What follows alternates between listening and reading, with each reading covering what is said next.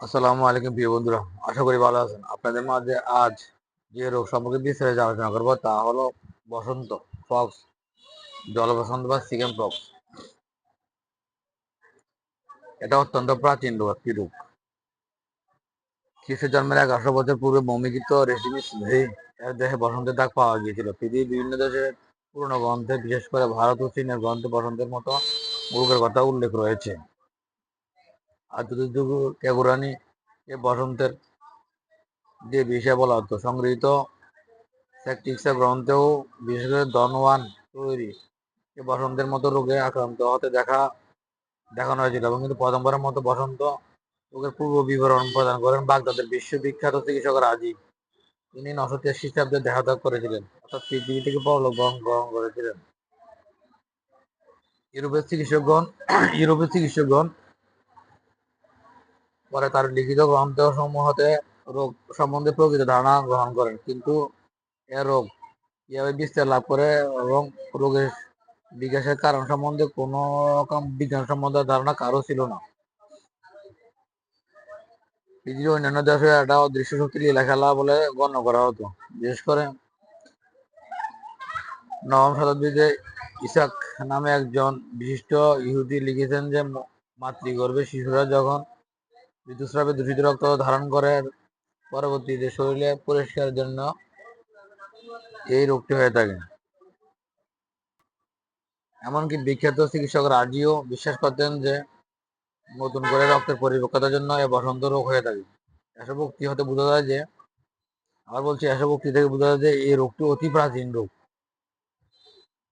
পরবর্তীতে চিকিৎসকের ধারণা করেন যে কোনো প্রকার বিষাক্ত কণা বা শরীরে প্রবেশ করার মাধ্যমে এই রোগটি হয়ে থাকে এবং 18 শতাব্দীতে শ্বাস প্রশ্বাসের সাথে এই রোগটি হয়ে থাকে বলে আস্তে আস্তে চিকিৎসকগণ ধারণা করতে থাকলেন। 19 শতাব্দীতে প্রমাণিত হয় যে ঊনবিংশ শতাব্দীতে প্রমাণিত হয় যে এটি একটি ভাইরাসজনিত রোগ এবং এটি এখনো প্রতিষ্ঠিত এবং সত্য। 19 শতাব্দীতে প্রমাণিত বিশেষ ধরনের ভাইরাস দ্বারা এর রোগের উৎপত্তি এবং এই ভাইরাসটা দুই প্রকার, যথা কি ভেরিওলা মেজর ও ভেরিওলা মাইনর। ভেরিওলা মেজর কি খুব মারাত্মক এবং সহজে আক্রান্ত রোগীর 20 থেকে 40 জনের মৃত্যুবরণ করে এবং সুস্থদের অনেকে পঙ্গুত্ব হয়ে যায়। ভেরিওলা মাইনরের ক্ষেত্রে কি হয়? ভেরিওলা মাইনর খুব মারাত্মক নয় এবং আক্রান্ত হয়ে 1 থেকে 5 জনের মৃত্যুবরণ হয়। বর্তমানে জাত বসন্ত, যেটাকে আমরা চিকেন পক্স বলে থাকি, সেটা পৃথিবী থেকে নির্মূল করা হয়েছে টিকাদান কর্মসূচির মাধ্যমে। এই টিকা প্রদান করার মাধ্যমে পৃথিবীতে জাত বসন্ত, যেটাকে আমরা গুটি বসন্ত বলি, সেটা নির্মূল করা হয়েছে। এখন বর্তমানে শুধু দেখা যায় পৃথিবীতে জল বসন্ত। এখন বলবো আপনাদেরকে এই জল বসন্তের লক্ষণ কি। তবে তার পূর্বে যারা আমার পেজটি ফলো দিয়ে রাখেন না, তারা পেজটি ফলো দিয়ে সাথে থাকুন, যাতে নতুন নতুন রোগ সম্পর্কে বিস্তারিত জানতে পারেন এবং লাইক, শেয়ার ও কমেন্টস করে অন্যকে দেখার সুযোগ করে দিন। এবং বিশেষ করে আপনাদের কোনো রোগ সম্পর্কে কোনো তথ্য জানার থাকলে আমাকে কমেন্টসে জানাবেন, অবশ্যই এ সম্পর্কে আমি একটা ভিডিও তৈরি করবো। তো চলুন শুরু করা যাক। জল বসন্তের লক্ষণ কি? জল বসন্তের লক্ষণ হলো গুটি ওঠার পূর্বে শরীর অল্প ব্যথা, অল্প জ্বর ও অনেক সময় জ্বর দেখা নাও দিতে পারে। জল বসন্তের ক্ষেত্রে রোগ আক্রান্তের প্রথম দিনে ডান আবার দেখা যায়,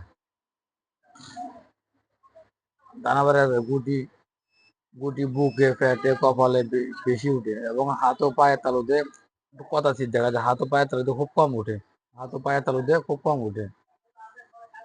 যেসব যেন যে ওসব জায়গাগুলো পুষ্ট আকার, তো এই জন্য ওইসব জায়গাতে কম উঠে এবং একই সময় গুটি বিভিন্ন ভাবে দেখা যায়।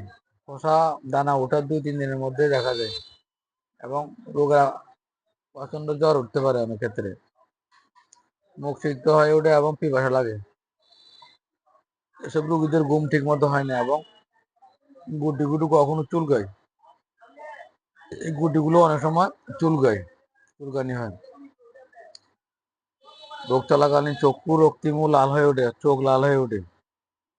এ রোগের চিকিৎসা কি? যথারীতি সংক্রমণ যাতে পরবর্তী কোনো অসুবিধা না হয়, সেজন্য আমরা এক্ষেত্রে বিভিন্ন ধরনের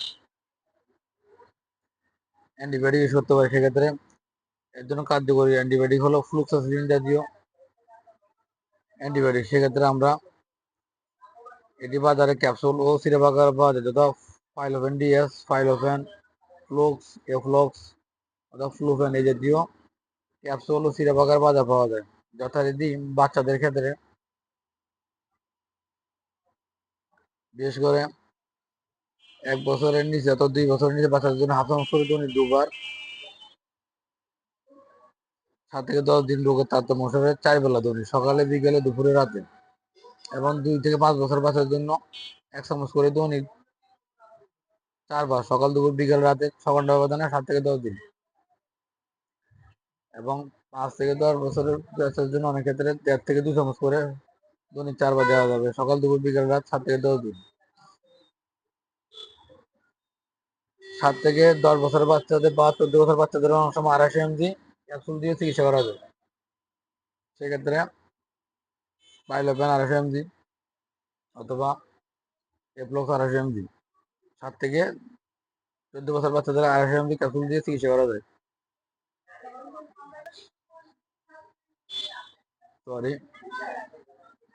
এবং 14 বছরের ঊর্ধ্ব রোগীদের জন্য 500 mg ক্যাপসুল দেওয়া যাবে। সেক্ষেত্রে সকালে, দুপুরে, বিকেলে, রাতে 4 বেলা 4টি করে 7 থেকে 10 দিন রোগের তারতম্য অনুসারে।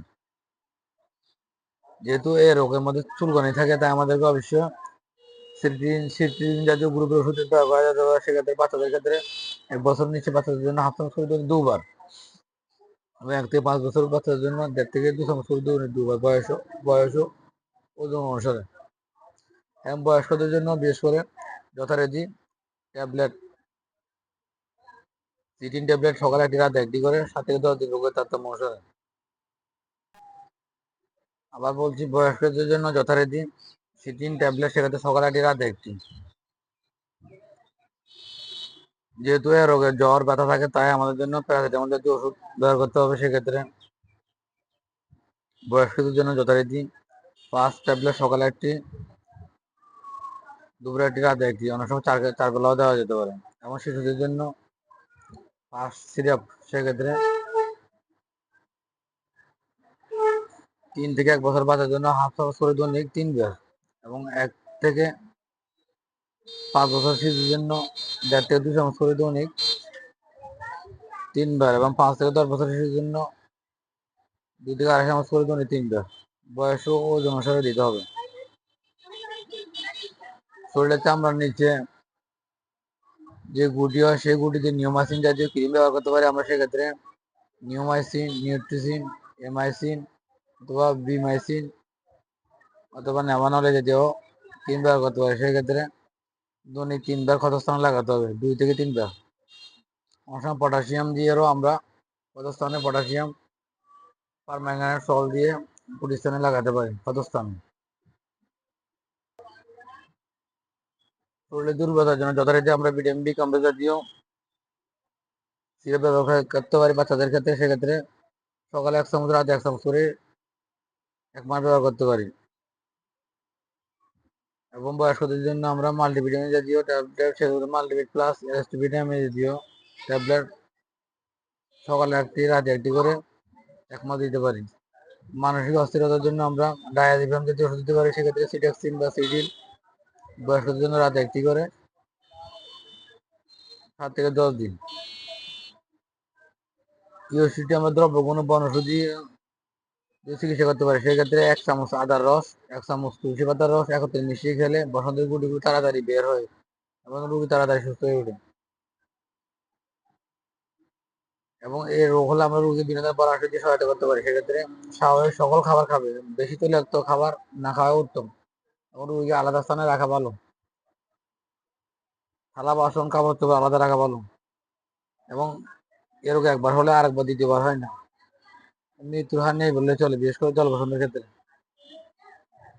এগুলো বলে পরামর্শ দিতে হবে। আজ এ পর্যন্ত, আবারও ফিরে আসবো নতুন কোনো রোগ সম্পর্কে বিস্তারিত আলোচনা করার জন্য। ততক্ষণ সাথে থাকুন। ভিডিওটি ভালো লাগলে অবশ্যই লাইক, শেয়ার ও কমেন্টস করবেন। এতক্ষণ ধরে ভিডিও দেখার জন্য অসংখ্য ধন্যবাদ।